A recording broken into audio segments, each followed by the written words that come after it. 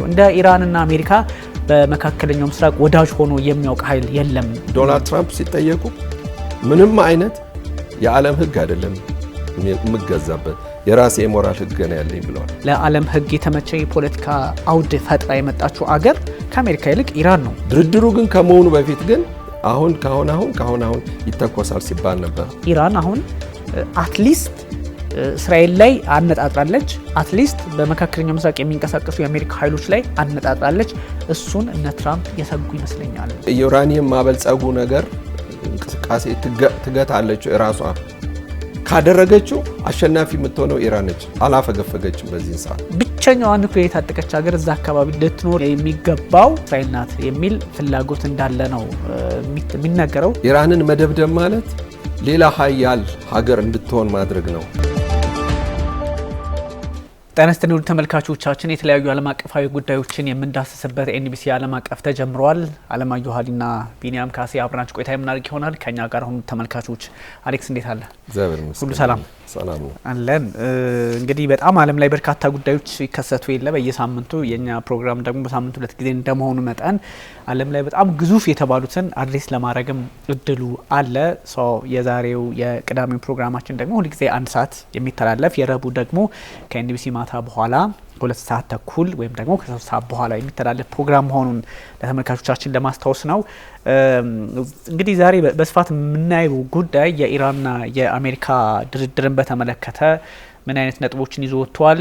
እነዚህ ሀገራት ምን አይነት ግንኙነት ነበራቸው? ወደፊት ምን ሊሆን ይችላል? አሁን ያለው ፖለቲካ ምንድን ነው የሚለውን ድርድር ነው ወይስ ደግሞ ለመታኮስ የሆኑ ነገሮችን አቀባብሎ እንደመቀጠል ነው የሚለውን ሀሳብ በስፋት ማንሳት ያስፈልጋልና ይሄ ጉዳይ ሲነሳ ሊትራሊ ከኛ ሀገር ፖለቲካም ጋር የሚገናኝ በመሆኑ በተለያዩ አጋጣሚዎች ፖለቲካል ግንዛቤው አብሮ የሚቀዳ ሞር ደግሞ ኤንቢሲ እንደምታውቀው ዓለም አቀፍ ጉዳዮችን ሲሰራ የሆነ የዓለም ስርዓት ያስፈልጋል ብሎ ከማመንም ለዛም ደግሞ ኢትዮጵያ መንቃት አለብን ተብሎ ስለሚታሰብ ነውና ከዛ አንጻር ነው አሌክስ ሞር እንግዲህ የኢራንና የአሜሪካ ግንኙነት የሻከረው መቼ ነው ከሚለው ጀምረን በተወሰነ መጠን አሁናዊ ፖለቲካውን በስፋት ከድርድሩ አንጻር የኦማኑን ብናነሳው መልካም።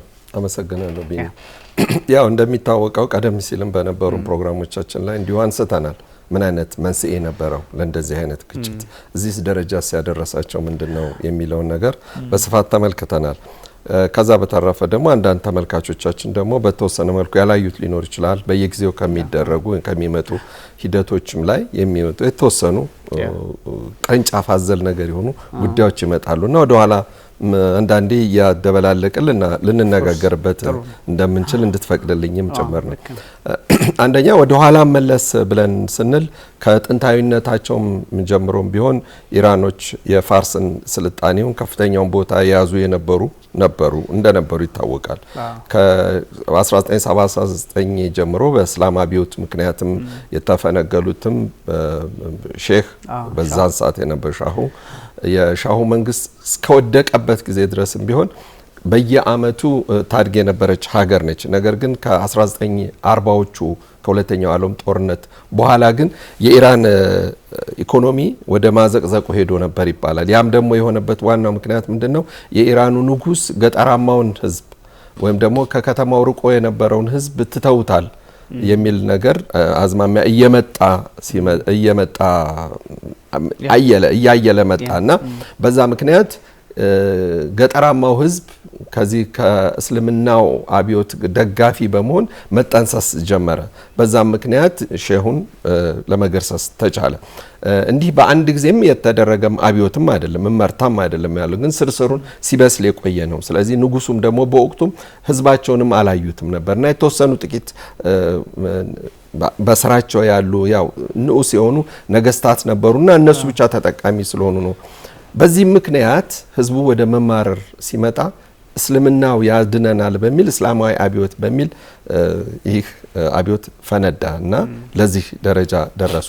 በዛን ሰዓት የተደረገው ምንድነው ይባል የመጀመሪያውን ያደረጉት እኮ ቴህራን ውስጥ እንደገቡ የኢራን የሚገኘውን የአሜሪካን ኤምባሲ ነው የወረሩት። በዛ ምክንያት ወደ ይመስለኛል ካልተሳሳት ከ53 52 አካባቢ ልክ እንደ ኮከብ ቁጥራቸው ይመስላል የአሜሪካንን ኤምባሲ ሰራተኞች ሙሉ ለሙሉ ያዟቸው።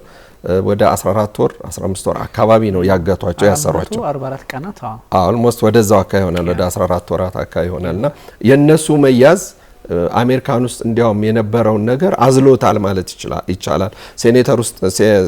ሴኔት ውስጥም ከፍተኛ የሆነ ብጥብጥ ተደርጓል። ያንን ወቅት አስበው በባይደን ወይም በኦባማ ጊዜ ቢሆን ነው በትራምፕ ጊዜ ቢሆን ኢራን አይደለም አብርሃም ሊንከን የሚያክሉ ግዙፍ እንትኖች እንደሱ መሰል 3-4 ግዙፍ አውሮፕላኖች ወደ ቦታው በተንቀሳቀሱ ነበር። ግን በዛን ሰዓት የነበረው የለዘበ አቋም ነው የነበረው የአሜሪካ መንግስት እና እነዛ ሁሉ ዲፕሎማቶች በዓለም ታሪክ ታይቶ ተሰምቶ የማይታወቀውን ድርጊት ሊፈጽሙ በመቻላቸው ኢራኖች ከዛን ጊዜ ጀምሮ አውሮፓውያኖችም ፊታቸውን ማዞር ጀመሩ ይመስለኛል። ሄሊኮፕተር ልከው ነበርኩ እንትን ለማለት አልቻሉም፣ ተወድቃለች እና ብቻ ከአሁኑ በዘመናቸው የነበራቸው ጥንካሬና የህዝቡም የአሜሪካንን ጠል በመሆኑ ወቅቱም ደግሞ ያኔ የአብዮትም ሰዓት ነው። የሶሻሊስቲክ አብዮት የተስፋፋበት ጊዜ ነው። ማርክሲዝም ሌኒኒዝም የገነነበት ሰዓት ነው። ስለዚህ ያን ጊዜ የነበረው ጥይትን የማይፈራ ህዝብ ትውልድ ነው በወቅቱ የነበረው። ያ ነው እንግዲህ የነበረው።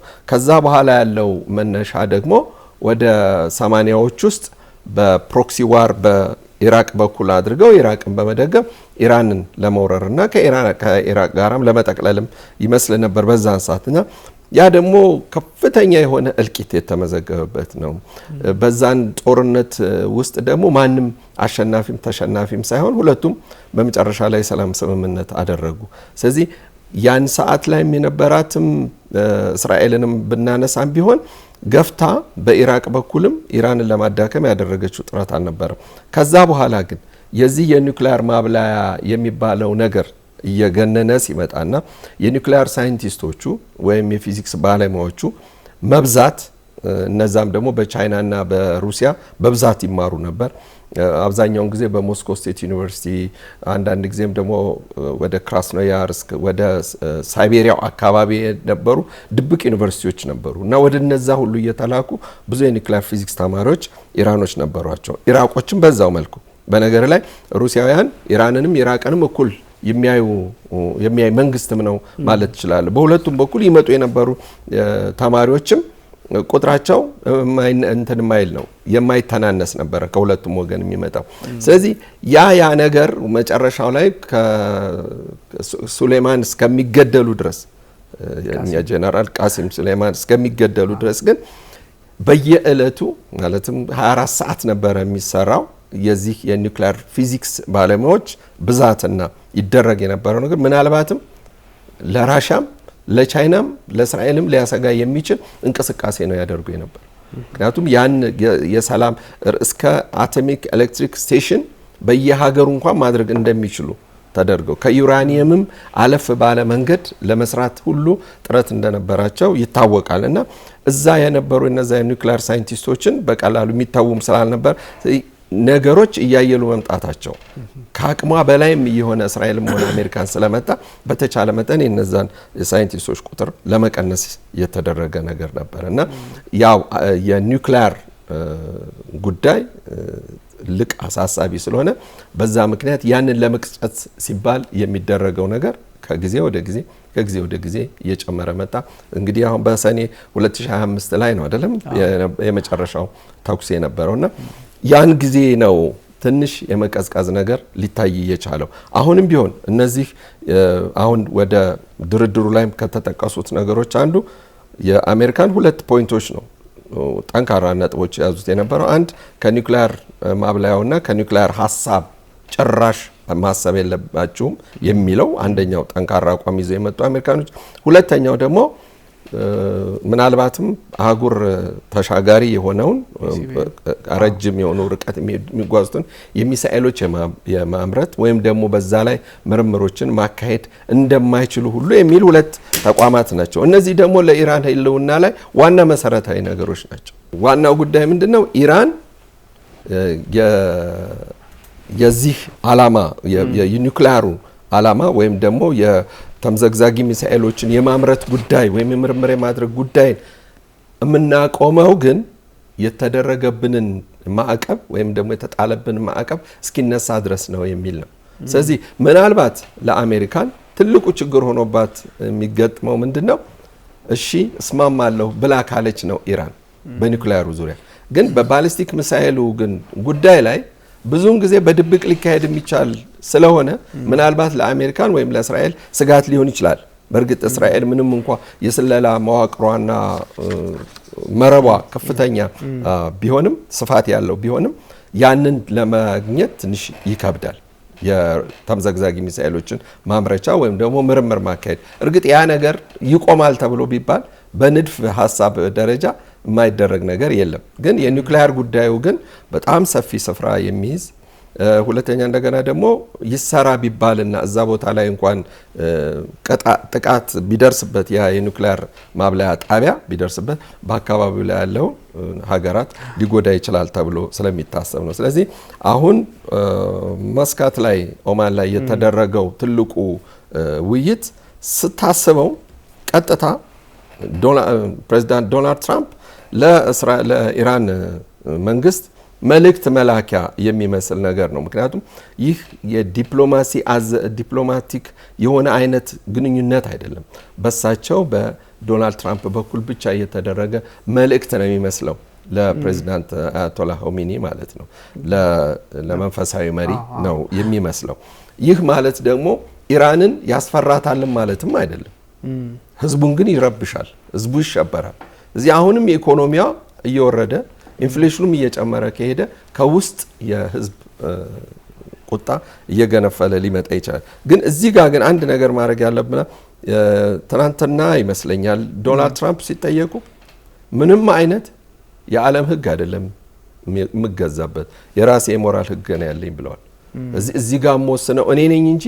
ሌላ የዓለም መንግስታት ወይም ደግሞ የዓለም አቀፉ ድርጅት የተባበሩ መንግስታት መርህ ይዘው አይደለም የሞራል ህግ የሚሉት ያም የራስ የሆነ እኔ የምወስነው ነው ይህ ደግሞ ያው በኋላም በውይይታችን ልናየው የምንችለው ነገር ነው መስየውና እዚህ ደረጃ ይመስላል እንግዲህ ልክ ነው የከረንት አዳዲስ ጉዳዮችን እንመጣባቸዋለን ታሪኩ ላይ ግን እኔም ለጨምር የተወሰነ ሐሳብ ተመልካቾቻችን ባይዞ የእንግዳና የጠያቂ አይነት እንትን አይደለም ጀስት ሐሳብ መለዋወጥና መከራከር የተለያዩ ሐሳቦችን ማንሳት ልዩነትም ካለ እንደዛ ነው ፎርማቱም ሰው የእንግዳና የጋዜጠኛ ጠያቂ አድርገው አንዳንዴ ስለሚወስዱት ነው እንደዛ አይደለም ያው አንደርስታንድ ያደርጉን ፈልጌ ነው ታሪኩ ላይ እንዳልከው የነዚህ የሁለቱ አገራት ብዙ ሰው የሚያስበው ኢራንና አሜሪካ ካፈጣጠራቸው በቃ ሊገዳደሉ ሊተኳኮሱ የተዘጋጁ ሲጋደሉ የኖሩ ሲተኳኮሱ የኖሩ አድርገው ነው የሚያስቧቸው እንደ ኢራንና አሜሪካ በመካከለኛው ምስራቅ ወዳጅ ሆኖ የሚያውቅ ኃይል የለም እንዲያውም እኮ ኮልድ ዋር ላይ ነው አይደለ በቀዝቃዛው የዓለም ጦርነት ጎራዎች ነበሩ የሶቪየቶችና የዩኤስ የአሜሪካ በዛ ውስጥ እንኳን አብረው የሰሩ ወይም ደግሞ አሜሪካና ኢራን በአንድ ካቴጎሪ ውስጥ ሆነው ያው እስራኤልም አለች ማለት ነው አብረው የሰሩ ናቸውና ሁሉ ጊዜ ጸብ ላይ የነበሩ አይደሉም ወዳጆች ነበሩ አሁን ደግሞ በአዲስ መልክ ጸቡ የተቀሰቀሰው ከ1979 አንተ ባነሳው ከኢራን አብዮት በኋላና ኢስላማዊት ሪፐብሊክ ኢራን ከተመሰረተች በኋላ ወይ አያቶላ አይነት ኮንሰፕት ከግንዛቤ ከመጣ በኋላ ነው እንጂ ከዛ በፊት የነበረው በጣም የሚገርም ግንኙነት የነበራቸው ሀገራት ናቸው ይሄ ሲባል አሜሪካ ስንል at the same time ደግሞ እስራኤልም ያለችበትን ለማስታወስ አስቸጋሪ አይሆንም የነ ፓህላቪ አስተዳደር ወይም ደግሞ የነ መሐመድ ረዛ ፓህላቪ የሚባሉት አስተዳደር ነው ድጋሜ 1953 ላይ እንደምታስታውሱ 1953 ላይ ለመጀመሪያ ጊዜ ኢራን በዲሞክራሲያዊ መንገድ የመረጠቻቸው ጠቅላይ ሚኒስትር መሐመድ ሞሳዲክ እሳቸው በሲአይኤ እና በወቅቱ እንግዲህ ዩናይትድ ኪንግደም አልነበረች አካባቢው ላይ በጣም በስፋት የምትንቀሳቀሰው ዩናይትድ ኪንግደም በሲአይኤ እየታገዘች መሐመድ ሞሳዲክን ለመጀመሪያ ጊዜ በዲሞክራሲያዊ መንገድ የተመረጡትን ጠቅላይ ሚኒስትር እሳቸውን ካስወገዱ በኋላ በመፈንቅለ መንግስት ድጋሜ የሻሁ አስተዳደር የነ ፓህላቪ ሻሁ አስተዳደር ተመልሶ እንዲመጣ አደረጉ ከ1954 ጀምሮ እስከ 1979 ኢራንና አሜሪካ ወዳጅ at the same time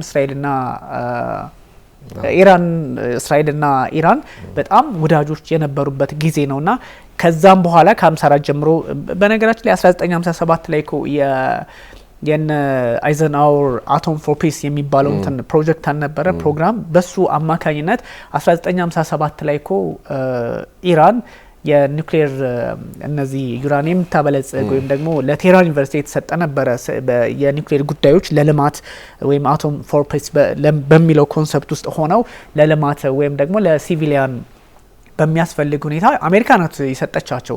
ግን የኢራን እንግዲህ ፋርሶች እንደምታውቃቸው በደንብ እውቀቱን እያዳበሩት መጡ።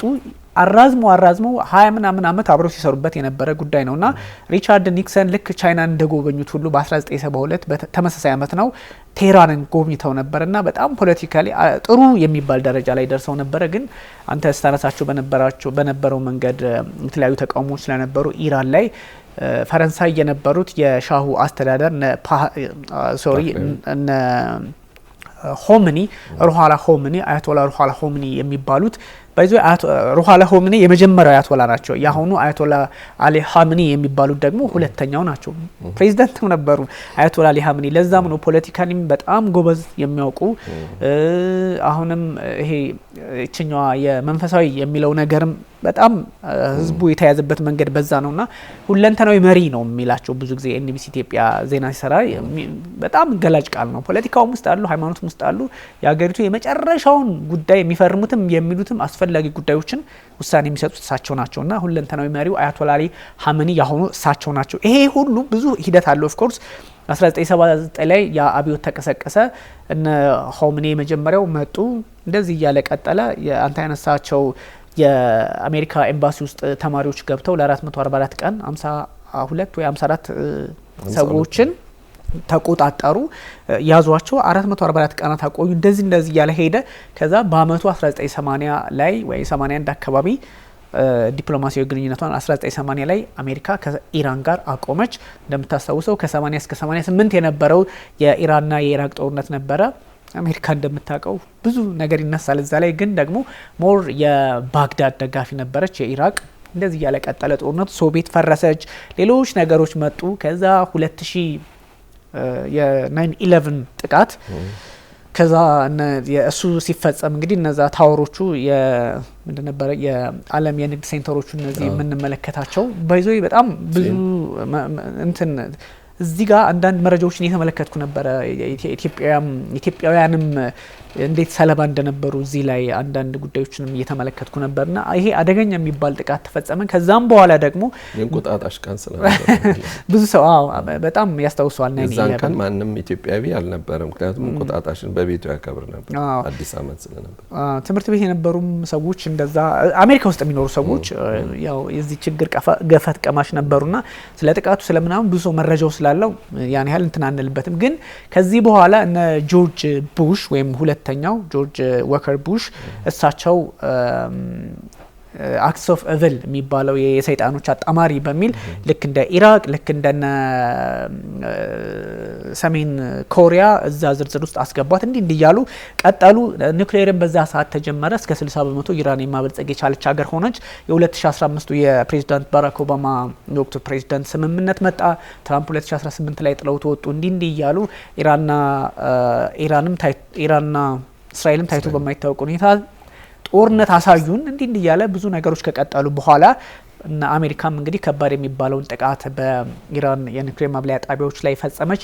ይሄ ሁሉ አብሯቸው የኖረ ወዳጅም የነበሩ ሀገራት ከዛ እንዳንተያይ የሚሉም ሀገራት እየሆኑ መጡ። ይሄ ሁሉ ባለበት ነው እንግዲህ አደገኛ የሚባለው የሰኔው ጥቃት በዚህ ልክ የተፈጸመው እና ፕሬዚዳንት ዶናልድ ትራምፕ በኩራት ሁሉንም ነገር አውድመነዋል የሚል ደረጃ ላይ ደረሱ። ግን አሁን ድጋሜ ደግሞ ወደ ኦማን ተመልሰው ከዚህ በፊትም ኦማን ላይ 2 ጊዜ ውይይት ነበራቸው፣ ጣሊያንም ነበራቸው። በተለያየ ጊዜ ውይይት እያደረጉ ከቀጠሉ በኋላ መስከት ላይ ሌላኛው ዙር ይሄ የምንመለከተው ድርድር ተካሄደ። ባይዞይ የኦማን የውጭ ጉዳይ ሚኒስትር ከአባስ አራግቺ ጋር የምንመለከታቸው እንደዚሁም እሳቸው ነበሩ ከአሜሪካም ሀሳብ ይዘው ወደ ኢራን ከኢራንም ሀሳብ ይዘው ወደ አሜሪካ የሚሄዱትና በጣም ሚድልማን ነበሩ፣ አደራዳሪ ነበሩና ይሄኛው ነው። ግን አሌክስ የቀጥተኛ ያልሆነ ነው። ቀጥተኛ ያ ማለት ሪፕሬዘንታቲቭ ያስፈልጋል ማለት ነው። ኦማን መሀል ላይ ያለች ለኦማን ይነገራታል። ኦማን ሀሳቦችን ያው የሽማግሌ ባህር ያለ አይደለ እንደዛ እያደረገች ነው የነበረው። ግን እንደው እንደ ሰኔው አይነት እንቅስቃሴዎች ነው የምንመለከተው። ልክ ሰኔ ላይ ሲደረግ የነበረው ስምምነት የሚመስሉ ነገሮች ከዛ ጊዜ እየገዙ ጥቃት እንደተሰነዘረው ሁሉ ኢራን ምላሽ የሰጠችበትን አጋጣሚ የሚፈጥር ነውና ድርድር ነው ማለት ያስችላል ወይም ደግሞ ይስማማሉ የሚል ሀሳብ ይመጣል። እንደውም ወደዛ ኮንሰፕት ይወስዳል ወይ? እንግዲህ አሁን ይሄ የመልቀቅ ጉዳይ ነው፣ የመሸነፍ ጉዳይ ሳይሆን የማፈግፈግም ጉዳይ ነው የሚሆነው። እርግጥ ጦር መጣሁ ብሎ የተወሰኑ ጊዜያቶች ከመጣ ጦር ሁሌም ይቀዘቅዛል ይባል እና ጦርና ወሬ ወዲያው ነው የሚባለው በሀገራችንም አባባል ይሄ ነገር ነው። አፈግፍጋለች ኦፍ ኮርስ። ስለዚህ ይህ ምንድን ነው? ይህን ኤስካሌት ያደርገዋል ወይ? ውጥረቱን ጨምረዋል ወይ? ሌላ የማይሆነ አይነት ጥቃትና ወጀብ ውስጥ ይገባል ወይ? ይህ ዶናልድ ትራምፕ ለሚቀጥለው አመት ለሚቀጥለው ጊዜ ምርጫቸው ተመራጭ እንዳይሆኑ ሊያደርጋቸው ይችላል። ከ3 አመት በኋላ ለሚደረገው ምርጫ ወይም ደግሞ ከዛም ውጪ ደግሞ ለዚህ ፓርቲያቸው ሁለተኛ እንደገና ደግሞ በዚህ በኢምፒችመንትም ጉዳይ ላይ ራሱ ይሄንን ነገር ይመጣል። ለምን የሳቸውን አማች ላኩ፣ ለሳቸው ቅርብ የሆኑ ቢዝነስማን ላኩ። ይሄ ነገር በሴኔቱ ዘንድ ጥሩ የሚታይ አይደለም፣ አሁንም እየታየም አይደለም። ዞሮ ግን ወደ ጦርነት ወደ ጦሮቹ የሁለቱ የጦር አበጋዞች መፋጠጥ ምን ሊያመጣ ይችላል ለሚለው በቅርቡ ጊዜ ያ ተኩስ ሊደረግ እንደማይችል ይህ የአንዱ የኦማን ስምምነትም አንድም ያሳያል። ምክንያቱም አረቦች ብዙ ጊዜ ወደዚህ አይነት ድርድር የሚመጡትም ወይም ሲመጣም ለተወሰኑ ጊዜያቶች ውጥረቶች መርገብ እንደሚችሉ ቃል ሲገባላቸው እንደሆነ ይታወቃል። ከዚህ በፊትም የሚደረጉ ጉዳዮች ናቸው። አሁን በአቡዳቢውም ላይ መለስ ብለን ስናይ በዩክሬንና በራሻም ላይ የሆነው ለዛም ነው። እንግዲህ እንዳየኸው ከሆነ ቢን ዛይድም ወዲያውኑ በቅርቡ ወዲያው እንትኑ እንዳለቀ ወደ ሞስኮ ተመልሰው ከፕሬዝዳንት ፑቲንም ጋር የተነጋገሩበት ጉዳይ እንዲህ ነውና ብዙውን ጊዜ አረቦች እንትን አስማሚ ወይም ደግሞ ሽማግሌ ሆነው በተቀመጡ ጊዜ ግን ነገሮች መርገብ እንዲችሉ የሚጠቀሙበት የራሳቸው አረባዊ ጥበብ በለው ብቻ ግን የቆየ የነሱ ካልቸርም ነው ባህላቸውም ነው። ስለዚህ ይህ ስለሆነ ይህ ጦርነት አሁን ይጀመራል ማለት አይቻልም። ድርድሩ ግን ከመሆኑ በፊት ግን አሁን ይተኮሳል ሲባል ነበር። ምክንያቱም ያለፈውንም አመት ምንድነው የሌሊት መዶሻ ብለው ነው አይደለም ሰይሞት የነበረው በጨለማ ሊያደርጉት የሚችሉት። ይህ ነገር ግን ከተፈጸመ አሁንም ዳግም ወደ እስራኤል ተኩሳለሁ ሊመጣ ይችላል። ስለዚህ ባለፈው ጊዜ ያልተተኮሱ የጦር መሳሪያዎች ወደ እስራኤል ሊሄዱ ይችላሉ። እስራኤሎችም እንደዚሁ በአጸፋ ምላሽ ሊደረግ ይችላል። ይህ እንደገና ደግሞ የነዳጅ ስፍራዎችንም ማውደም ሊመጣ ይችላል። ይሄ የሚሊታሪ ኤሪያውን ብቻ አይደለም የሚመጣው። ምክንያቱም ቀደም ሲል የነበሩት ለአየር ጥቃት ተጋልጸው የነበሩ ሁሉ የሚሳኤል ጣቢያዎች ሁሉ አሁን አንደር ከቨር ናቸው። የት እንዳሉ ሁሉ የማይታወቅበት አካይ ነው። ሁለተኛ እንደገና አገሩ በረሃ በመሆኑ የተነሳ ምኑንም ከምኑም ማትለይበት ሁኔታ አለ። እርግጥ በስለላ ሊደረስበት የሚቻል ከሆነ ብቻ ነው ሊደረግ የሚችለው። ስለዚህ በቅርቡ በደንብ ዳይሬክተራችን እንደሚያሳየን ነው። እንዲያውም ባለፈው ጊዜ እንዲያውም ታስታውስ እንደሆን በስልኮች እነዛ በተንቀሳቃሽ ስልኮች ተልከው የነበረው እዚህ ነበረ እንዲህ ተፈነዱ ታስቦ የነበረውና በወቅቱ እነዛን ስልኮች ይዘው የነበሩ መኮንኖች ግን ውጪ በመሆናቸው ውጪ ሰዎቹ ፈነዱ እንጂ እዚህ ቦታ ላይ ቢሆን ይህ ሁሉ የጦር መሳሪያ እንግዲህ ተቀጣጣይ ነው የሚሆነው። በእርግጥ አሁን ይሄን ልክ እንዲህ እንደምናየው የት ጋ ነው ያው እንዲህ በግልጽኛ ስላየነው ነው እንጂ የት ጋ እንዳለ ሁሉ ላይታወቅ ይችላል። እና ቀላል ነገር አይደለም። የሚሳኤል ከተማ ነው የሚባለው። እንደገና ደግሞ ሌላም ሁለተኛም ሶስተኛም ሊኖራቸው ይችላል። ሁለተኛ እንደገና ደግሞ ኢራን ሁልጊዜም ኢኮኖሚዋ ያለው እኮ በዚህ በጦር መሳሪያ ሽያጩና በነዳጇ ብቻ አይደለም። በግብርና እንቅስቃሴዋም በሌሎች እንቅስቃሴው ኢንዱስትሪዎቿ የላቀ ደረጃ ነው ያሉት በአንጻራዊ ከሌሎች አረብ ሀገራት ጋር ስታስተያያቸው ማለት ነው። የአሜሪካን አሁን ዛቻ ብቻ ሳይሆን ጥቃቱም እውን ሊያደርጉ እንደሚችሉ ዶናልድ ትራምፕ የሚናገሩትን ሊያደርጉ እንደሚችሉም እናውቃለንና እናምናለን። ዞሮ ግን ኮንፍሊክት ወይም ደግሞ ይሄ ግጭት እየባሰ ሊመጣ የሚችለው በመሃል ሊገቡ የሚችሏቸው መንግስታት አሁን እንደነ ምናልባት በኋላም ላይ እናነሳው ሊሆን ይችላል የነ ቻይና የነ ራሻ መግባት ጉዳዩን ትንሽ ሊያለሳልሰው ይችል ይሆናል። ሁለተኛ እንደገና ደግሞ አልደመጥ ያሉት በአሁን ሰዓት ግን ምናልባት እንደ ተደማጭነት ሊቀጥሉ የሚችሉ የተወሰኑትን ለማየት ሞክሬያለሁ። ኒውሶች እንደ ፈረንሳይ ቀደም ሲል ከኢራን ጋር በነበራት ከፍተኛ የዚህ የነዳጅ ሽያጭ ጋር ምናልባት ፈረንሳዮችም በዚህ ጉዳይ ላይ ሊገቡ ይችላሉ ተብሎ ይታሰባል። ግን እስካሁን ድረስ አውሮፓውያኖቹ ምንም አይነት እንትኖች አላደረጉም በስፍራው ላይ። ግን ቀደም ብሎም እንደታየው በሶሪያና በኢራንና በሳውዲ አረቢያ በኩልም ያለው ነገር ሳውዲ አረቢያ አየሩን ክልል አልሰጠም ማለቷ ኮንፍሊክቱ እንዲጨምር ባለማድረግ ወይም ደግሞ ጦርነቱ እንዳይካሄድ ትፈልጋለች፣ አካባቢው ሰላም እንዲሆን። እዛ ቦታ ላይ አሁን ጦርነት የሚነሳ ከሆነ እኮ የነዳጅ አቅርቦት እኮ ወደ አፍሪካ ያለው ነገር ሙሉ ለሙሉ ሊቆም ይችላል። ለኢትዮጵያ ለሀገራችን ቀደም እንዳነሳው ብቻም ሳይሆን በአጠቃላይ ማለት ነው። ሁለተኛ መርከቦች እንደገና ደግሞ ከፍተኛ የኢንሹራንስ ክፍያ ሊጠየቁ ነው። የመርከቦች እንቅስቃሴ ሊገታ ነው።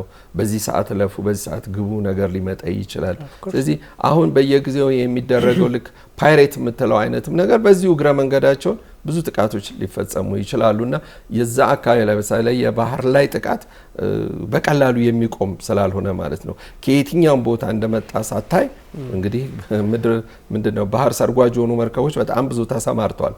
የአሜሪካንም የራሻም የቻይናም እንግዲህ በከፍተኛ ሚስጥር ይያዝ እንጂ አንድ ቀን ሊወጣ የሚችል ነገር ነው። እነዚህ ሁሉ ብቅ ማለት የሚጀምሩ ከሆነ አካባቢ ላይ ሊያሰጋ ይችላል። ምክንያቱም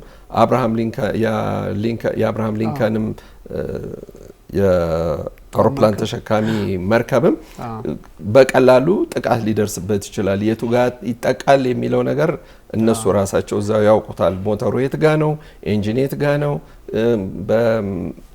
ምንድነው ኢቭን በምንድነው ልክ እንደ መሪ አልባ ወይም ደግሞ እንደ ድሮን ለአየር እንዳለ ሁሉ በባህር ውስጥ የሚሄዱ ድሮኖች ይኖራሉና እነዛ አይተናቸው ማናቅ ሁሉ የጦር መሳሪያ በቦታው ላይ ሊሳተፉ ይችላሉ።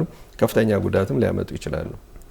ሙከራዎችም አሉ ባይዞ ይቺ ዩኤስኤስ አብርሃም ሊንከን የተሰኘችው የጦር መርከብ ላይ ምክንያቱም በጣም ግዙፍ ከዚህ ቀደም አንስተነዋል ትልቅ የአንድ ሀገር ኃይልን ያህል ተሸክሞ ነው የሚንቀሳቀሰውና ቢያንስ ከ80 እስከ 90 የሚሆኑ በጣም አደገኛ የሚባሉ የጦር ጀቶችን እስከ F-35 ተሸክሞ መንቀሳቀስ የሚችሉ ናቸውና ይሄኛው ብቻ አይደለም የዩኤስኤስ አብርሃም ሊንከን ብቻ አይደለም ወደ መካከለኛው ምስራቅ የተንቀሳቀሰውና እንደውም ዶክ ያረገበት ቦታ ህንድ ውቅያኖስ ድረስ ገብቷል ነው። ህንድ ውቅያኖስ ገባ ማለት ደግሞ የት ነው ህንድ ውቅያኖስ ብሎ ለሚያስብ ሰው የቀይ ባህርን ፖለቲካ በጣም ለሚያቀነቅን ሀገር እንደ ኢትዮጵያ ላለው በራሱ ሌላ አይነት ጥያቄ ይዞ የሚመጣ ነውና ትንሽ ይሄኛው እንዲያውም የኒውክሌር ፓወርድም ናቸው ኒውክሌር አቅም ያለው ወይም ደግሞ ኒውክሌር መሸከም የሚችልም ጉልበት እንዲኖራቸው ተደርጎ የተሰሩ ናቸውና በጣም በቀላሉ እንትን የሚል አይደሉም። ጥቃቱም ባይዞ ሙከራ ተደርጓል ተብሎ ይታሰባል። ኦፍ ኮርስ የተለያዩ መረጃዎች አሉ። የኢራን ድሮን ወደዚች አካባቢ ወይም ወደ ዩኤስኤስ አብርሃም ሊንከን አካባቢ ሲንቀሳቀስ ነበረ መተን ጥለነዋል የሚል ሀሳብ ግማሹ የስለላ ነው ይላል፣ ግማሹ የኢራን እንትን ነው ይላል። ብዙ የተለያየ ሀሳቦች ይነሳሉና ግን ዞሮ ዞሮ መመታት እንደሚችል የሚያሳይ ነው። ስለዚህ ይሄ ተመታ ማለት አሜሪካ መካከለኛው ምስራቅ ላይ በጣም አከርካሪዋ ተመታ ማለት ባይቻልም እንኳን በጣም በብዙ ጥፍ ወደ ኋላ ተመልሳታለ። ሚዛውም ቀላል ስላልሆነ ኢንፍራስትራክቸሩም ከባድ ስላልሆነ በጣም የሚደንቀኝ ነገር አሌክስ የኢቺ ዩኤስኤስ ጀራልድ አር ፎርድ የምትባለው ሜዲትራኒያን ባህር ነበረች ከዚህ ቀደም እንትን አሜሪካ ኢራንን ስትመታ እዛ ሆና ሜዲትራኒያን ላይ ሆና የተለያዩ ገዛዎች ስታደርግ ነበር፣ ስትጠብቅ ነበር። አሁን ዞራ ሄዳ ፓሲፊክ ገብታ እዛ ደግሞ የቤት ስራ ትሰራለችና የአሜሪካ የጦር መርከቦች ዓለምን ሲዞሩ ዓለም ይሄ የኔ ውሃ ነፃ የውሃ ክልል አለ አይደለ? ማንም መንቀሳቀስ ያለበት ዓለም አቀፍ ሕግ የሚፈቅድልህ ኢትዮጵያ መርከቦቿ የሚሄዱበት የእንትን መንገድ እንደሚባለው ሁሉም መንቀሳቀስ የአሜሪካ ግን ኤቭሪዌር ሲንቀሳቀሱ ብዙ ናውቲካል ማይልስ ወደዛ አካባቢ እንዳትንቀሳቀስ እየተባልክ እያስፈራሩ ነው እስከ ኤዥያ ፓሲፊክ የሚያምሱትና ቀላል አይደለምና ይሄ ነው እኔ ከዚች ውይይት የተረዳሁት መረጃ ምዕራቡ ዓለም አልሰጠንም ለምንድን ነው የሚል ጥያቄ ተነስቶብኛል። እነ ጃሬድ ኩሽነርም የትራምፕ ሰኒላው እንደ ራሳቸው የሚድል ኢስቱ አደራዳሪ ስቲቭ ዊትኮቭ ምንም ነገር አላሉም እስካሁን ድረስ። እንግዲህ 12-13 ሰዓታት አልፈዋል እኛ ይሄን እንኳን ስንቀርጽ ምንም ነገር አላሉም። መረጃ እያገኘን ያለ ነው ከዚህ ከኢራን መገናኛ ብዙሃን ራሳቸው ሰይድ አባስ አራግቺም አስተያየት ሲሰጡ ነበረ በጉዳዩ ላይ ጥሩ ጅማሮ ነው ያሉት እሳቸው ናቸው። ሁለቱ ምንም ወይም ደግሞ የሴንት ኮምም ኃላፊ ነበሩ የእንትና ማና ኮፐር የሚባሉት የማዕከላዊ እዙ በዚህ በአፍሪካ አካባቢ በሰሜን አፍሪካ በሚድል ኢስት በኤዥያ አካባቢ የሚንቀሳቀሰውን ኃይል ማዕከላዊ እዝ የሚባለውን የሚቆጣጠሩ ሰው እሳቸው ራሱ ነበሩበትና ማንም ምንም አላለም። ፕሬዚዳንት ዶናልድ ትራምፕ ያው ኤርፎርስ ዋን ላይ ሆነው ነው ጋዜጠኞች በምንም አጋጣሚ እንደው ጥሩ ነው ሳይጠይቅ አያልፍም ጋዜጠኛ ይጠይቋቸዋል የኢራን ጉዳይ እንዴት ሆነ ምናምን ሲባሉ ጥሩ ጅማሮ ነው አሉ። እሳቸውም ግን ደግሞ ኢራን የምትፈልገው ግን ቢያድሊ መስማማት ነው፣ በጣም በጥፎ በሆነ መንገድ መስማማት ነው የምትፈልገው። ለዚህ ደግሞ ቀደም ያልከው የእኩለ ሌሊት ምንድነው የእኩለ ሌሊቱ መዶሻ አይነት ነገር መመታታቸው አይቀርም የሚል ሀሳብ ደግሞ ድጋሚ ሰጡና እኔ ግን መረጃውን ለምንድነው ምዕራቡ ዓለም ትንሽ የያዘው? አንደኛ አልሰጡም ሀሳብም እነ ዊትኮቭ ግን መረጃ ዓለም እያገኘ የነበረው ከነ አልጀዚራ ነው። አልጀዚራም ደግሞ ከየትም አላገኘውም ከኢራን መገናኛ ብዙሃን ነውና ምንድነው ዓለም ተቀየረ እንዴ ትላለ? መረጃ እነ ሲኤንኤን ወዲያውኑ ነበር የሚሰጡን። አሁን ግን የብሔራዊ ጥቅም ጉዳይ ሊሆን ይችላል። ግን ይሄ ያው ዓለም መማር አለበት ኦፍ ኮርስ። ውጭ ላይ ስናወራ ነበር ሪፐብሊካኖቹን ለምሳሌ እነ ዴሞክራቶችና ሪፐብሊካኖቹ መጀመሪያ ሪፐብሊካንና ዴሞክራት ጠላት ተባብሎ እስከሚፈራረጁ ድረስ እርስ በርስ እኮ ጠላት ተባብሎ ነው የሚፈራረጁት። እነ ባይደንና ካማላ ሃሪስን ታስታውሳለህ? ለፕሬዚደንሻል እጩ ለመሆን አንድ ፓርቲ ላይ ሆነው ትራምፕ የሚሰድባቸውን ያህል ባይደንን ይሰርቧቸው ነበር ካማላ ሃሪስንም ትራምፕ የሚሰድቧቸውን ያህል ባይደን ይሰድቧቸው ነበር። እስኪመጡ ድረስ በፓርቲያቸው ውስጥ የዱላ ቀረሽ ነገር ይኖራቸዋል። ሲመጡ ግን ፓርቲያቸውን ሲጨርሱ ግን አላማቸው አንድ ላይ ይሆናል። ዴሞክራት ለዴሞክራት፣ ሪፐብሊካን ለሪፐብሊካን። ወደ ዓለም ሲመጣ ደግሞ ዴሞክራትና ሪፐብሊካን ብሎ ነገር የለም። አንድ ይሆንና የአሜሪካን ጥቅም ያስቀድማሉ። ዓለም ብትማር ስፔሻሊ እኛ ተከፋፍሎ ፖለቲካ የሚባል አገር አይነት ያለው መማር አለበት ብዬ አስባለሁና ዝምታው ራሱ ምንድነው? መረጃውን ከዚህኛው ነው የምናገኘውና ከኢራን በኩል ነው የምናገኘው ከነሱ አናገኝም። ይሄም በራሱ ሌላ ጥያቄ ያስነሳል። ግን ሁለቱም ጥሩ ነው ለማለት ይሞክራሉ። መልእክት አይመስልም? ውይይቱ መልእክት ነው ብዬ ነው ማስበው። ታይ ረፊ ኢራን የምትባይ ሀገር ነው የሚመስለው በዶናልድ ትራምፕ የተደረገው ነገር። በቃ እኮ ትዕዛዝ ነው። ይህንን ትዕዛዝ አክብሩ ነው። ይህንን ትዕዛዝ የማታከብሩ ከሆነ ጦርነት ይከፈትባቸዋል፣ ጦር ታወጅባቸዋል ነው።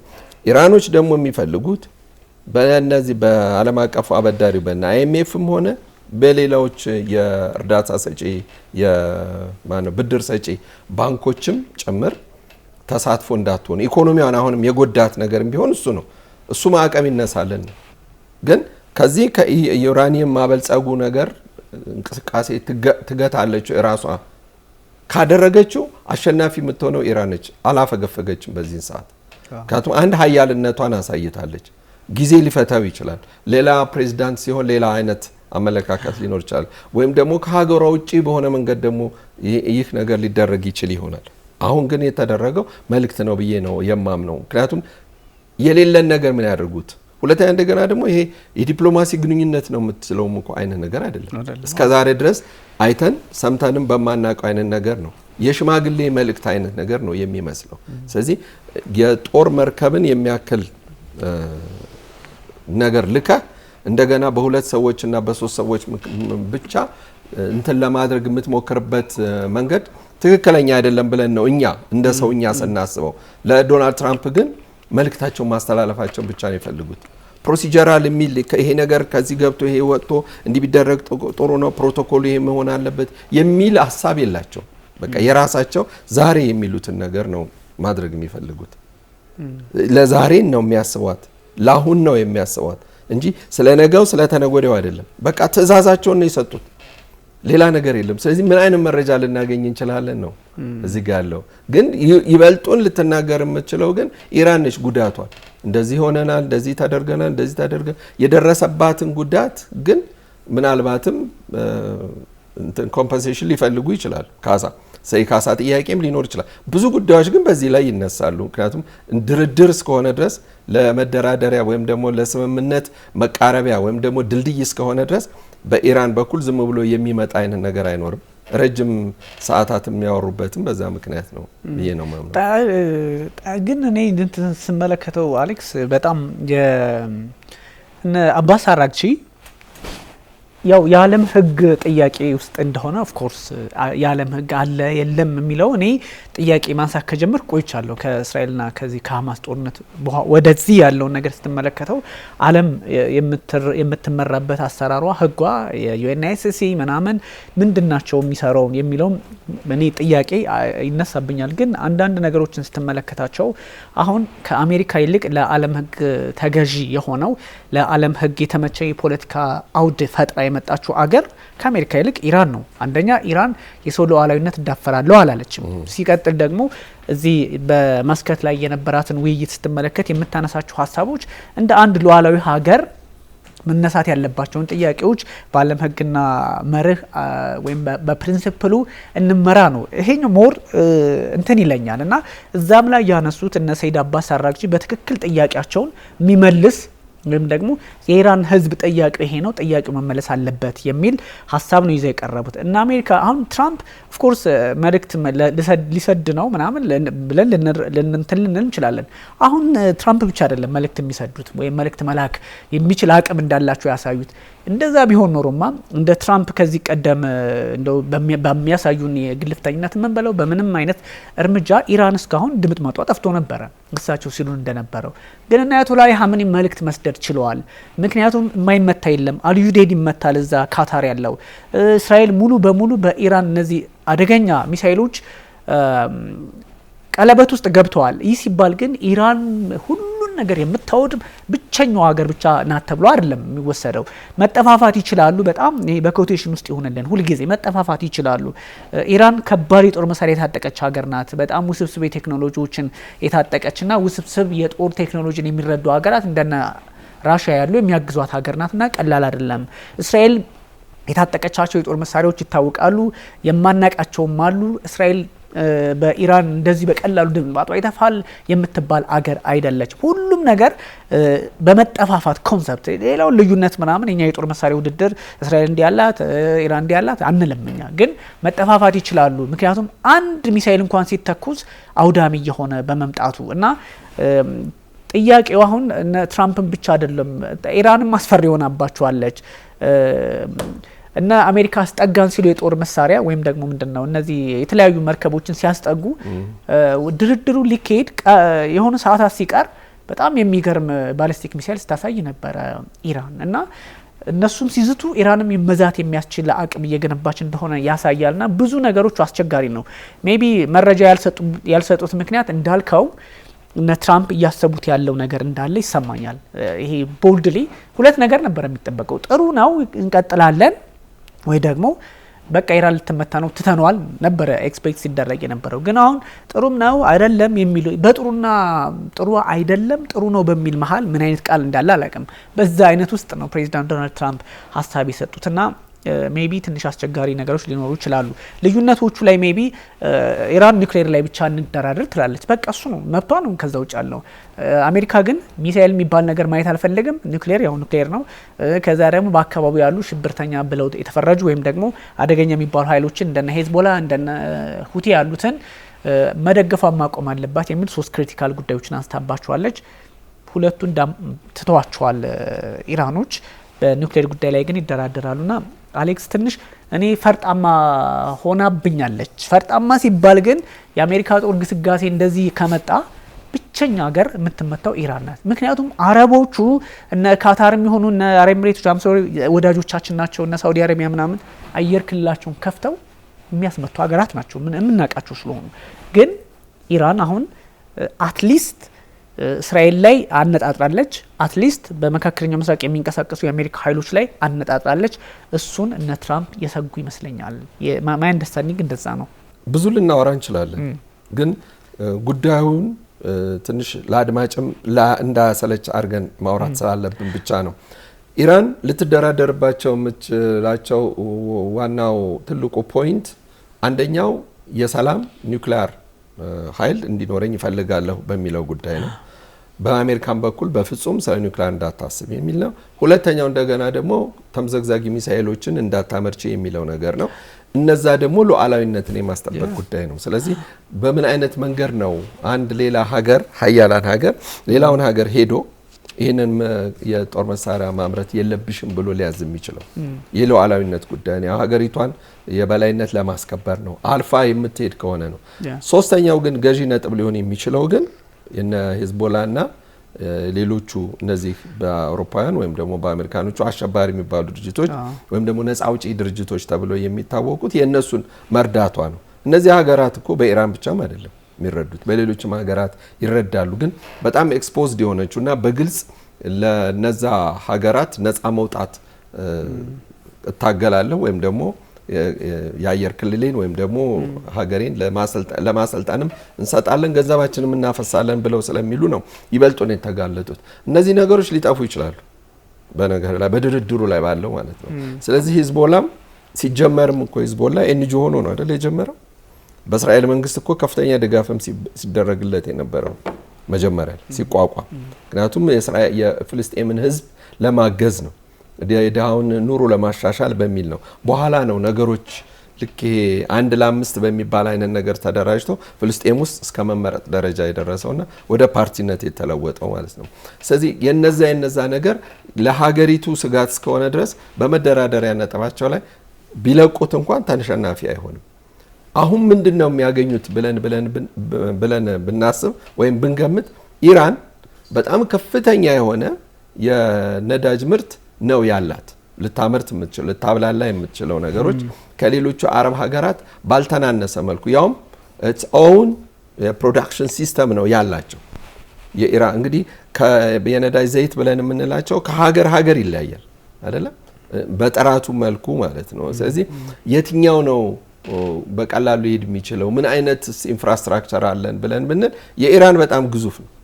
ስለዚህ የቻይናን የሚያክል ሀገር በስንት ነገር ተመግብ የነበረች እና ኢንዶኔዥያን ወደ እነ ሲንጋፖር ምናምን የመሳሰሉ ሀገራትን ስትመግብ የኖረች ነች ኢራን። ቀደም ሲልም ከ40 ከ50 ዓመታት በፊትም ጀምሮ ከነ ሳውዲ አረቢያ ወይም ከነ አረብ ኤሚሬትሶችን በፊት እኮ ከፍተኛ የነዳጅ ምርት ለዓለም የምታቀርብ ሀገር ነች። ስለዚህ ታሪክ ያላት ሀገር ናት፣ ልምድ ያላት ሀገር ናት በዚህ በነዳጅ ጉዳይ። ስለዚህ ያ ነገር ለሷ ትልቁ ሀብቷ ነው። በቃ ልትደራደርበት የምትችለው ትልቁ ነጥቧ። ሁለተኛ እንደገና ደግሞ ይህ በማዕቀብ ደረጃ በአሜሪካን ብቻ ሊታገድ የሚችል ነው። ለምን ነዳጅ የሚመላለሰው እንደ ሊተራሊ ብለን እናውራ ብለን ብንል ነዳጅ የሚመላለሰው በመርከብ እስከሆነ ድረስ የመርከቦቹን መሄጃዎች ሁሉ የምትዘጋ ከሆነ መርከብ ላይ ወይም ደግሞ ባህር ላይ ውጊያ ልትከፍት አትችልም። የዋህነት ነው የሚሆነው። ምክንያቱም አንደኛ የአካባቢን ብክለት ይመጣል፣ ሁለተኛ እንደገና መርከብ ነው የምትመታው። የማን ሀገር መርከብ ነው? የሌላ ሀገር መርከብ ነው የምትመታው። ስለዚህ ይሄ ነገር ኮንፍሊክቱ ወይም ደግሞ ግጭቱን እየጨመረ ሊመጣ ስለሚችል ነው። ስለዚህ በየትኛው መልኩ እናስባለን ቢባል አሁንም ቢሆን ጠንካራ በሆነው በዲፕሎማሲው ውይይት ብቻ ነው። ምኑን ነው ልትለቅ የምትችለው? አሁን ታስታውስ እንደሆን የሰሜን ኮሪያና የአሜሪካን ስምምነት በወቅቱ የነበሩት በዛን ሰዓትም ዶናልድ ትራምፕ ነው የነበሩት። የአሁኑም የሰሜን ኮሪያው ፕሬዚዳንትም አሁንም ያሉትም በወቅቱ ይነጋገሩ ነበር የኮሪያው ድንበር ላይ። እንዲያውም የመጀመሪያው ናቸው ከ50 ዓመት በኋላ አንድ የአሜሪካን ፕሬዚዳንት ቀርቦ እኚህን ሰው ሊያነጋግራቸው የቻለው። ስለዚህ በዛን ሰዓት የኒውክሊየር ኃይሏን ወይም ደግሞ መሰረታዊ የሆኑ ነገሮችን እንድታፈነዳ እንድታቃጥል ጠየቋት፣ ማድረግ ቻለች። በአሜሪካን ግን በኩል የተደረገ ፖዚቲቭ የሆነ አዎንታዊ የሆነ ምላሽ አልተሰጣትም። ክህደት ነው የተፈጸመባት እዚህ ጋር ሰሜን ኮሪያ። ግን ፕሬዚዳንት ፑቲን እንዳሉት ምንድነው እነዚህ ሰሜን ኮሪያ ማለት ህዝቧ ሳሪ ግጥ ይሆናል እንጂ የኒውክሊየር ኃይሏን ከማዳበር ወደ ኋላ አትልም ብለው ነበር። እንዳለችውም አሁን የበለጠ ከዛም የበለጠ ደርሶ መልስ ሀገራትን አይደለም እንትን አህጉራትን አቋርጦ ሊሄድ የሚችል ሚሳኤል እስከ መስራት ደረሱ። በሩሲያና በዩክሬንም ጦርነት ላይ የጦር ሰራዊታቸው ኩርስክን ነጻ እስከ ማውጣት ደረጃ ያንን አካባቢ ኩርስክን ነፃ ማውጣት የቻለ ሰራዊት መሆኑን ሁሉ አሳይቷል በምድር ውጊያውም ቢሆን ማለት ነው። ስለዚህ ክህደቱ ሊፈጸምብን ይችላል የሚለው አንደኛው ዋናው ጠንካራ ከውይይታቸው ውስጥም አንዱ ነገር ነው፣ የእምነት ጉዳይ ነው። ስለዚህ ኦማን አደራዳሪ ሆና ስትቀመጥ የዚህን የእምነት ጉዳይ ወይም ደግሞ እርግጥም ከአሜሪካኖች ጋር ተደራድረ አትካድም ወይ ነው። ምክንያቱም ዶናልድ ትራምፕ በሄዱ ቁጥር በየሰዓቱና በየ3 ሰዓቱ ሀሳባቸውና ውሳኔያቸው ሊለዋወጥ የሚችል መሪ እንደሆኑ አሳይተዋል። በቃ ግልጽ ነው። የእሳቸው ሀሳብ የእሳቸው ሞራል የሚፈቅደውን ነገር ነው ማድረግ የሚፈልጉት። እዚህ ጋር እሳቸው ጋር ሰዓት የለም፣ ወቅት የለም፣ ሰው የለም። የእሳቸው ሀሳብ ነው ገዢ ሁልጊዜ የሚሆነው። ስለዚህ አሜሪካን ራቅ ያለ ሀገር ናትና ጉዳት አይደርስባትም የሚል ነው። ግን ኢራን አሜሪካ ሊደርስ የሚችል ደግሞ ሮኬት አላት። ስለዚህ በአንድ ወቅት ላይ አሜሪካን ላይ ጉዳት ቢደርስ ብዙ ህዝብ ሊያልቅ ይችላል፣ ብዙ ነገር ሊከሰት ይችላል። በዛን ሰዓት ዶናልድ ትራምፕ ብቻ አይደለም የሚጎዱት፣ ብዙ የአሜሪካን ህዝብ ይጎዳል። ስለዚህ ከኢራን ጋር ያለው ጦርነት ሙሉ ለሙሉ ትወድማለችም ተብሎ ማለትም አይቻልም። ስለዚህ የሶስተኛው የዓለም ጦርነት መጀመሪያም ሊሆን ይችላል። በዚህ አጋጣሚ ደግሞ የሰሜን ኮሪያም የቻይናም የራሻም አቋም በቀላሉ የሚታይ አይደለም። እነዚህ የብሪክስ ደረጃም ባይሆን ኢራን፣ ቻይና እና ራሻ፣ ሰሜን ኮሪያ እነዚህ አራቱ ሀገራት የተደበቀ የራሳቸው የጦር ስምምነት ሊኖራቸው እንደሚችል ይታወቃል። ምንም እንኳ በግልጽ ባያደርጉት አራቱ አንድ ላይ ምናምን የሚለው ነገር ባይኖረው እንኳን ሩሲያና ሰሜን ኮሪያ ያሉበትን ታውቃለህ። ሩሲያና ኢራን፣ ሩሲያና ቻይና፣ ሩሲያ፣ በዛ ላይ ደግሞ ሩሲያ፣ ቻይናና ኢራን በትክክልም የሶስትዮሽ ትራይላተራል እንትን አላቸው፣ ስትራቴጂክ ስምምነት አላቸው። እና እኛ ማንም ሰው እኮ ዝም ብሎ እነዚህን አራት ሀገራት ሜንሽን ያደርጋል። ዝም ብሎ አይደለም፣ ከሚሰማው ከምናምን ብቻ አይደለም። የሚያመሳስላቸው ሪዩት ስላለ የሚያመሳስላቸው የሆነ አካልን እንደ ጠላት የማየት ወይም ደግሞ ጠላት አድርጎ ስለሚያስባቸው እኛም ራሳችን እንከላከል የሚል እንትን ስላላቸው ነው። እና አንተ ያነሳው ትልቅ ሀሳብ ላይ ይሄ በስጋት ውስጥ በፍራቻ ውስጥ በትሬት ውስጥ የሚሆን ድርድር የለም ነው ያሉት ሰይድ አባስ አራግቺ። የኢራኑ የውጭ ጉዳይ ሚኒስትር በጣም ጎበዝ ዲፕሎማት ናቸው። ባይዞይ ይሄ ቅድም ያልኩ የዓለም ሕግ ወይም በመርህ በምናምን የሚመራ ከሆነ ዓለም ፕሬዘንቴሽኑን የምትፈልገው ከሆነ በዚህ ልክ ፕሬዘንቴሽን ኖሮ ከዛ ወደ ተግባር የምትቀይረው ከሆነ የሰይድ አባስ አራግቺ ስለ ሉዓላዊነት የሚያነሱት ስለ ህዝባቸው የሚያነሱት ወርዝ ያደርጋል። እና ጃሬድ ኩሽነር አይሆንም ካልሆነ ደግሞ ይሄን ማድረግ ካልቻላችሁ ትመታላችሁ። ይሄ ዲፕሎማሲ አይባልም። ኦፍ ኮርስ ግን ይሄ ምንድነው ያሉት በስጋት ውስጥ በፍርሃት ፈርተን የሚደረግ ድርድር ወይም ደግሞ እናንተ እያስፈራራችሁን የምንደራደረው ነገር ሊኖር አይችልም የሚል ሀሳብ ነው የሰጡት። ግን ማን ዋጋ ይከፍላል ማን አይከፍልም እሱ የሚታይ ቢሆንም ይሄኛው አንደኛው ነው እንዳልከው። ግን አንዳንድ የዲፕሎማሲ መንገዶችን ሉዝ ማድረግ ፕሬዚዳንት ዶናልድ ትራምፕ ከዚህ በፊት አይተውታል። እንትናን ማናቸው ሁለቴ ኦር ሶስቴ አግኝቷቸዋል አይደለ? ኪም ጆንግ ኡንን በተለያየ አጋጣሚ በጣም እድለኛ ፕሬዚዳንት ነበሩ በሰዓቱ። እሳቸውን ካገኙ በኋላ ማፈንዳት ጀምረው ነበረ። አንድ ፒዮንግያንግ እንትን እዛ አካባቢ አንድ እንትን ላይ ድንበር ላይ እዛ አካባቢ ላይ አንድ ማብለያ ጣቢያ ኦፍ ኮርስ አይደለም ልክ ነው ምናምን እንደዚህ አይነት ጥያቄዎች ነበሩ። ግን ለማፈንዳት ተሞክሮ ነበረ። ምንድነው የሆነው? ወዲያውኑ ሌላ ሀሳብ ነው ያመጡት።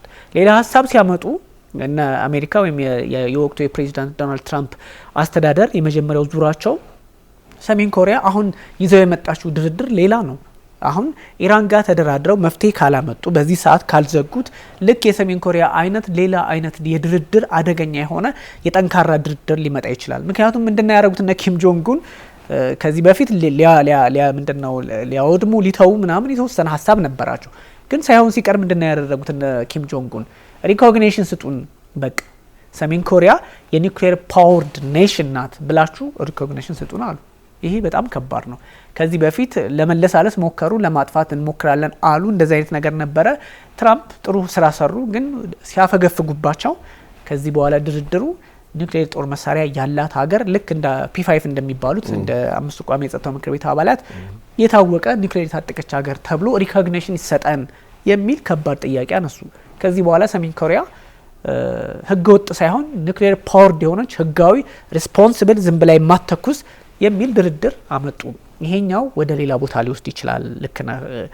ኢራን ከዚህ የባሰ ጠንካራ ሆነ እንዳትመጣም ስጋት አለ። በዛ ላይ ኤክስኪዩቲቭ ኦርደር የሚባለውን ከኢራን ደግሞ ስጋት በነገር አሁን የምትለው ስጋትም ከሳውዲቶች የመጣ ነው።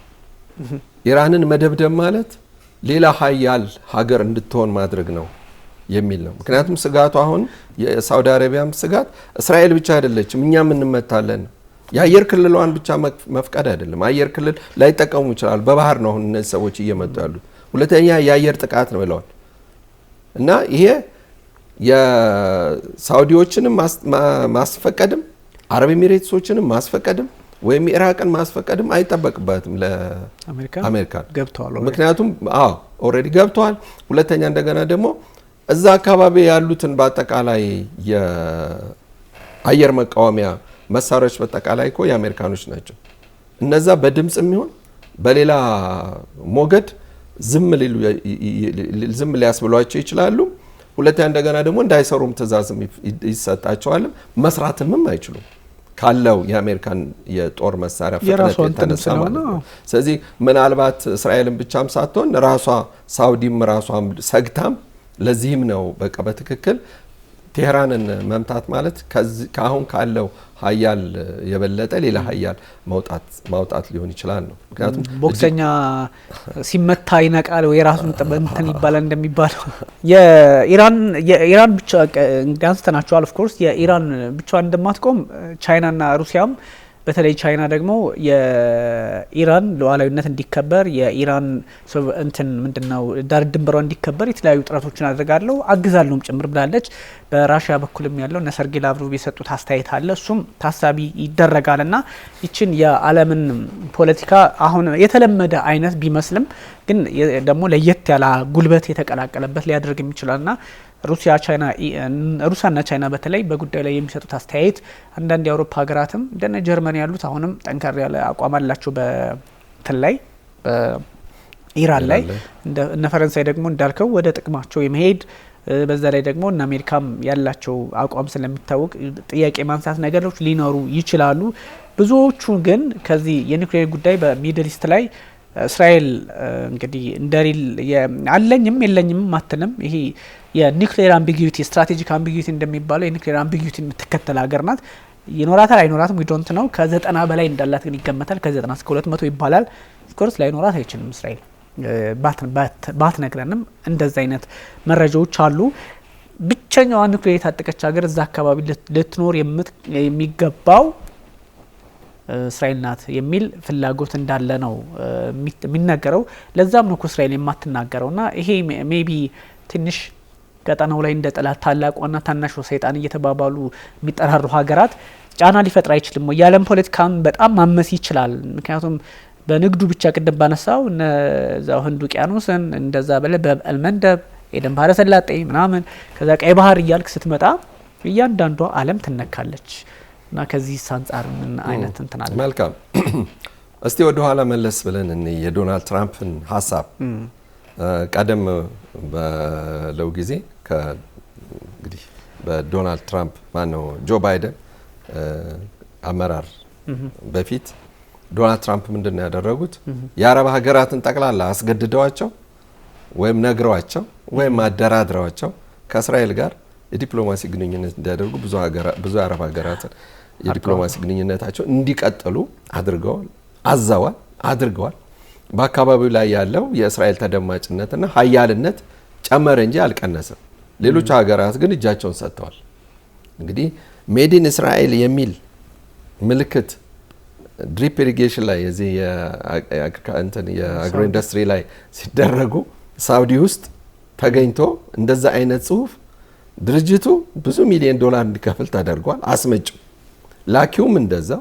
ሁለተኛ እንደገና ሰዎቹ ራሳቸው እንዲያዙና እስር ቤት እንዲገቡ የተደረገበት ሁሉ አጋጣሚ ነበር። እስራኤል በሌላ በኩል በድንገት በጥቅቅን ነገር የተጻፈ እንግዲህ የፋብሪካ ምርት ስለሆነ ሜድ ኢን እስራኤል የሚል ስለታየበት ብቻ በሚል ማለት ነው ያን ያህል ድረስ ጥግ የሆነ ጽንፈኝነትን የያዘ ጥላቻ በነበራቸው ጊዜ በ24 ሰዓት ውስጥ ነገሮች ተለውጠው የዲፕሎማሲ ግንኙነት ተጀምሮ የመልካም ግንኙነታቸውን እንዲጀመር አደረጉ።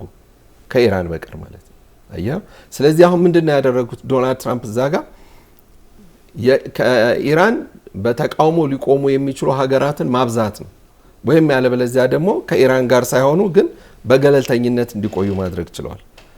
ዶናልድ ትራምፕ በወቅቱ ያንን ባያደርጉ ኖሮ በእስራኤል ላይ ብዙ ሀገራት ሊዘምቱ ይችላሉ። ፍልስጤምም ላይ የተደረገውም ነገር ይሄ ነው። ምክንያቱም የተባበሩት መንግስታት ህግ ሊገዛቸው አይችልም የዲፕሎማሲ ግንኙነት እስከሌላቸው ድረስ አያውቋትም ያችን ሀገር ማለት ነው። ስለዚህ ለግጭት መንስኤ የግጭት መባባስ ሊሆን ስለሚችል ማለት ነው። ስለዚህ የእስራኤል በቦታው በአካባቢው ሀያልነቷን ማስቀጠል ትፈልጋለች። ይህን ደግሞ ልታደርግ የምትችለው ልክ እንዲህ በሆነው አይነት መንገድ አይደለም። በቃ ዓለም አቀፋዊ በሆነ ማዕቀብ ተጥሎባት የኢራን ኢኮኖሚ እንዲወድቅና ህዝቧ ከውስጥ እንዲወጣ ብቻ ነው። በቃ ይሄ ነው ሊደረግ የሚችለው። እንዲያውም ሳስበው አሁን የአብርሃም ሊንከን የጦር መርከብ ወደዛ አካባቢ መንቀሳቀስ እንትን አለ እንጂ ጉዳዩን አበላሸው እንጂ የአያቶላ ኮሚኒ መንግስት እንደሚገረሰስ እርግጠኛ ሆነን መነጋገር እንችላለን። ጠላት ግን የሚመጣባቸው ከሆነ ልዩነታቸውን ትተው ጠላታቸውን ወደ መጠበቁ ይሄዳል። ምናልባት ይሄ እንዴት ነው በእኔ ተራው አይምሮ ሳይሆን ግን ሊሆን ይችላል ብዬ የምገምተው ነገር ነው። መጣና አይነት ነገር ነው የቆመው። አሁን ህዝብ ሁሉ ሊጠፋፋ ነው። ተቃውሞ ግን ካለ በተቃውሞ ምክንያት መንግስት ይገረሰሳል። ይህ ከውስጥ የመጣ ነገር ስለሆነ ነው። ኢንፍሌሽኑ ቀላል አይደለም። በየጊዜው የኑሮ ውድነቱ እየጨመረ መጥቷል።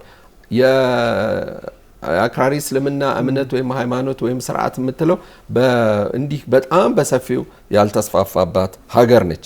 ሴቶች ብዙ ነጻነት ያለባት ሀገር ነች። ስለዚህ ተቃውሞ መንግስትን ሊገረስስ ይችላል። መለስ ብለን ግን ወደ ቻይና ወይም ወደ ራሻ አሁን ወደ ተነሳንበት ነጥብ ግን ስንመለስ ምንድነው ቀደም እንዳልነው የራሳቸው ውስጥ ስምምነት ሊኖራቸው ይችላል ወይም የቆየ ወዳጅነት ነገር አለ። ሁለተኛ ደግሞ በኢኮኖሚም እንደገና ደግሞ አብረው ሊካሄዱበት በወዳጅነታቸው በትብብራቸው ምክንያት ኢኮኖሚያቸውን ሊያበለጽጉ ይችላሉ።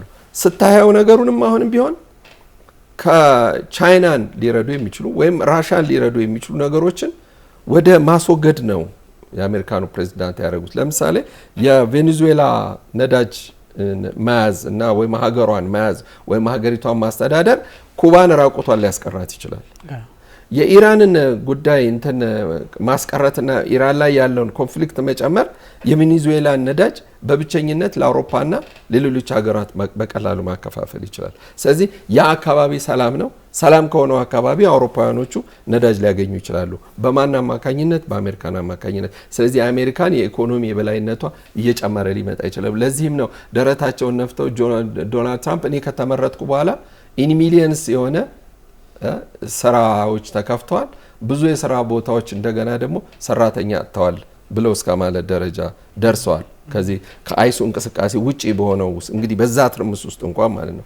የቻይናን አሁንም መለስ ብለን እንደገና ደግሞ ወጣ ብለን ስናይም ይህ የአብርሃም ሊንከን የጦር መርከብ ወይም ደግሞ የከባድ የሆነ እንትን የጦር አጀብ ይዘው ሲመጡ ቻይና በተቃራኒው መጀመሪያው ፓርቲ ላይ 6 ተከታታይ የሆኑ ግዙፍ የሆኑ አውሮፕላኖች ወደ ቴህራን አውሮፕላን ማረፊያ ጣቢያ ላይ ደርሰዋል። እነዛ ውስጥ አሁን ይሄን ሜዲካሜንትሶች ይሄ ያላለም በጦርነት ጊዜ የሆነ ነገር ቢደረግ ደም ምናምን የሚባሉ ብዙ ነገሮች ደርሰዋል ነው የሚባለው። ከዛ ውጭ ግን ምን እንደደረሰ አሜሪካኖች ራሳቸው እንኳን አልደረሱበትም ይባል ነበር። ይህ መረጃ ምናልባት ከ10 ቀን ወዲህ ምናምን የመጣ ነው እንደዚህ አይነት ኢንፎርሜሽኖች የመጡትና እንዴት ነው ቻይና በግልጽ አሜሪካኖቹ እየጨመሩ ሲመጡ ቻይና እንዴት ያንን ልታደርግ ቻለች የሚለው ነገር ከኢራን ጋር ያላትን ጠንካራ ግንኙነት ያሳያል። ራሻኖች ይህንን አላደረጉ። ምናልባት በራሻ በቻይና በኩል ሊያደርጉ ካልቻሉ በቀር ወይም ደግሞ ቻይናዎች ብዙዎቹን ራሻኖች ብዙዎቹን የጦር ተዋጊ ጀቶቻቸውን እነ ሽቶርማቪክ የሚሏቸውን እነ SU-35 ምናምኖቹን እነሱን በአውሮፕላን እንደጫኑ ይታወቃል። ቀደም ባሉት አመታት ማለት ነው ጊዜያቶች እነዛን ሁሉ አሁን አንደርግራውንድ ነው የተቀበሩት የሚባለው። ስለዚህ የቻይናና የራሽያ ከኢራን ጋራ አብሮ የመቆሙ ጉዳይ አሜሪካንን ባያሰጋትም ነገር ግን ቢተኮስባት ወደ እስራኤል ወይም ደግሞ ራሱ ወደ አሜሪካንም ልትተኩሰው የምትችላቸው ነገሮች ብዙ ሊሆኑ ይችላሉ። ስለዚህ የኢራንና የቻይናና የራሻ ከኢራን ጎን መቆም በተባበሩ መንግስታት ለውጥ ባያመጣም ወይም በጸጥታው ምክር ቤት ውስጥ ለውጥ ባያመጣም ግን ዓለም ሌላ አይነት መልክ ሊኖራት ተብሎ ዓለም ሌላ መልክ ልትይዝ ትችላለች ተብሎ ይታሰባል። ይሄ ሀቅ ነው። ይሄ ሀሊውድ በሚባለው ነገር ይስማማሉ። ቢያንስ እንደው ይሄ በሌላውን ነገር ተተነው በዚህ ጉዳይ ላይ የሚስማሙ ሀገራት ናቸው። ምክንያቱም ይታወቃሉ። ምን ግልጽ ነው። ይሄ ስለሆነ ማን ሜቢ የራሻ መግለጫዎቿ ላይ ግን እንመለከታለን ጠንከር ያሉ ሀሳቦችን በመስጠት ራሺያ ግን አሁን ደግሞ ከነ ፕሬዚዳንት ዶናልድ ትራምፕ የዩክሬንን ጦርነት በተመለከተ አውሮፓ ህብረትን አውሮፓውያን ገፋ አድርገው ከአሜሪካ ጋር ለመስራት ካላቸው ፍላጎት አንጻርም ጉዳዩን እንደ ሚድልማን የመውሰድ ከቻይና በተሻለ ሊፈልጉት ይችላሉ። ግን ይሄኛው ድርድር ውሃ እንደማያነሳ የገባኝ አንደኛ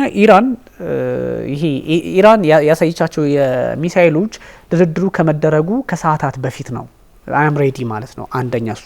ሁለተኛ ደግሞ በውጭ ጉዳይ ሚኒስቴሯ በኩል ጥቅማችንን የሚያስነካ ነገር ሁሉ ለሱ ምላሽ ለመስጠት ዝግጁ ነን የሚለው ሁለት ነገሮችን ትይዛለ። ሚሳኤል ማሳየት፣ ከዛ ደግሞ ለነካን እጃችንን አጣጥፈን አንቀመጥም የሚል ሀሳብ ሰጡ ከኢራን በኩል።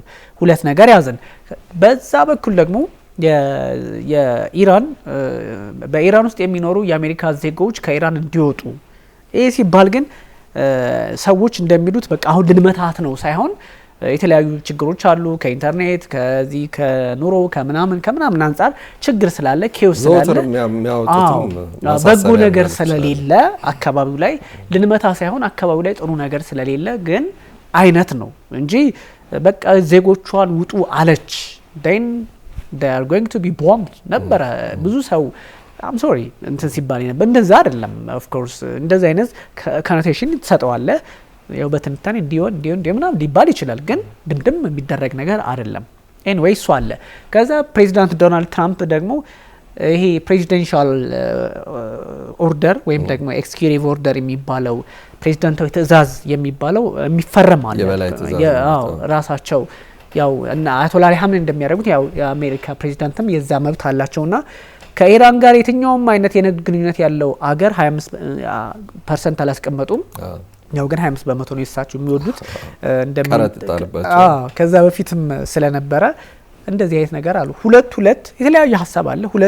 ከኢራን በኩል ያለው ሁለት ጉዳይ ስትወስድ ከአሜሪካ በኩል ያለው ሁለት ጉዳይ ስትወስድ እነዚህ አራት ነጥቦች እነዚህ ሀገራት ተደራደሩ ወይስ ደግሞ ጀስት እንትኗን ትሪገሯን በቃ አስተካክለው አስቀመጧት የሆነ ሰዓት ለመተኮስ የሚል አይነት አረዳድም አለና ብዙ ሰዎች ከተስፋው ስጋቱ ያመዘነ ፖለቲካ እንዳለ እንትን ይላሉና ሜቢ የመጨረሻ ሀሳብ ካለ ይሄው ነው።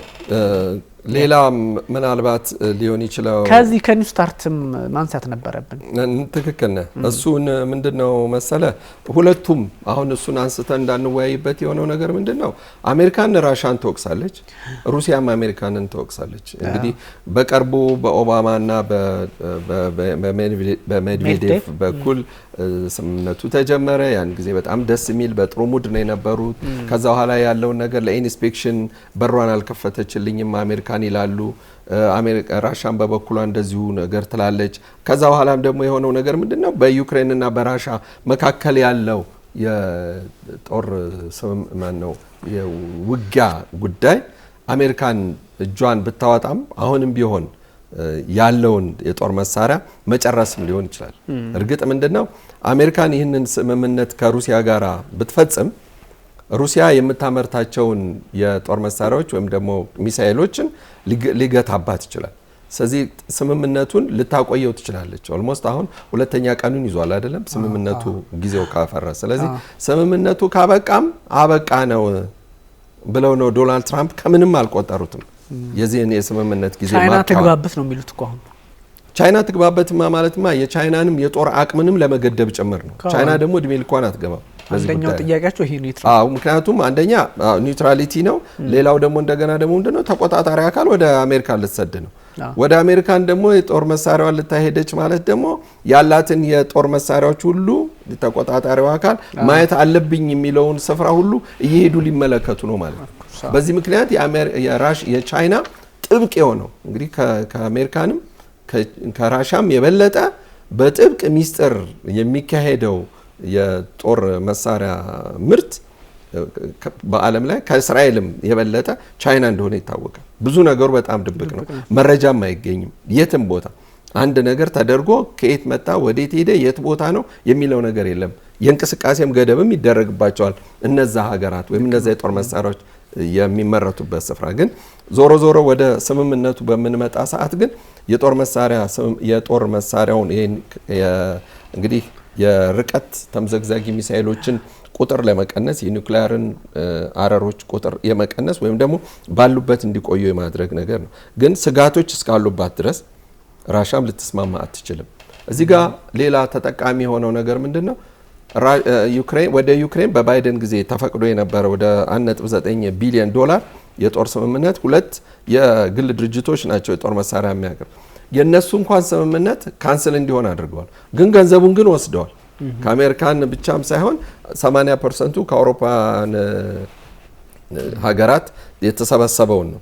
የጦር መሳሪያው አልገባም፣ ገንዘቡን ወስደዋል። ስለዚህ አሜሪካን በአሜሪካና በዩክሬንና በራሻ መካከል የሚደረገውን ስምምነት አንድ ስፍራ እስኪይዝ ድረስ ተጨማሪ የጦር መሳሪያ ማቀበል የጦርነቱን ግጭቱን ሊያባብሰው ይችላል በሚል ስላገዱባቸው ብቻ ነው። አሁን እዚህ ጋር ነው ቢዝነስ የሚባለው ነገር የሚታየው። ማን ተጠቃሚ እንደሆነ የምታውቀው የጦር መሳሪያ አምራቹ ነው። ሁለቱ ሀገራት አሁንም በጣም እስኬሌት በሚያደርግ በጣም በከፍተኛ ሁኔታ ግጭቱ እየጨመረ መጥቷል።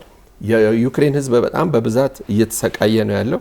በየጊዜው በየቀኑ ደግሞ በኪሎ ሜትር የሚቆጠሩ ስፍራዎችን እንደገና ደግሞ ሩሲያኖች እየገፉ ነው ያለው።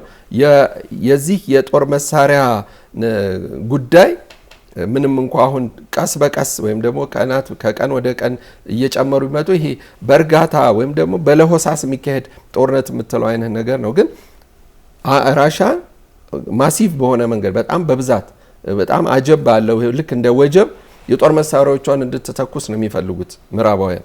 ግን ያንን እያደረጉ አይደለም የጦር አመራሩ ማለት ነው። አዎ ይሄ ኒው ስታርት የሚባለው ስምምነት በጣም ብዙ የሚገራርሙ ሀሳቦችም አሉት። እውነትም ዓለምን ለማዳን እንደዚች ሰፊ ጊዜ ያስፈልገናል እያንዳንዷን ለመነጋገር። ምክንያቱም አሁንም ቢሆን በቃ በዛ በዩክሬን ዙሪያ ያሉት እነ ቼክንም ስሎቬኒያንም ሃንጋሪንም ምናምንም ስታይ እነሱንም ጭምር የሚያጠቃልል ብዙ ነገሮች አሉ። ሌላ ጊዜ በደንብ እንመጣበታለን። አሌክስ አመሰግናለሁ። ኦራይት ውድ ተመልካቾቻችን ስተከታተሉት የነበረው የኢቢሲ ዓለም አቀፍና የተለያዩ ሀሳቦችን አንስተናል። የመካከለኛው ምስራቅ ጉዳይን በተለይም በኦማን አሜሪካና ኢራን ያደረጉት ድርድር ምን ይመስላል፣ ዓለምንስ ወዴት ሊወስዳት ይችላል የሚለውን በስፋት አንስተነዋል። አለማየሁ ሀዲና ቢኒያም ካሴ አብናችሁ ቆይታ አድርገናል። ቸር ጊዜ ሁላችሁ